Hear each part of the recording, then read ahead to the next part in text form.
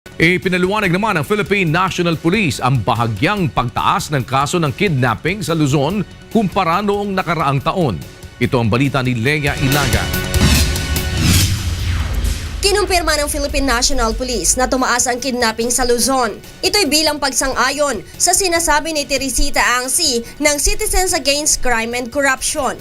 Ayon kay PNP PIO Chief, Police Chief Superintendent Reuben Theodore Sindak, bahagya lamang ang itinaas nito. Mula sa 17 insidente ng kidnapping noong 2013, ng buwan ng Enero hanggang Agosto, ay umakyat lamang ito sa 18 sa kaparehong buwan ngayong taon.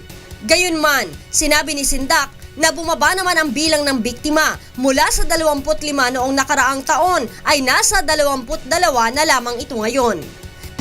As important as the other, di ba? Bawat case of kidnapping is also a serious is indeed a serious concern ng Philippine National Police.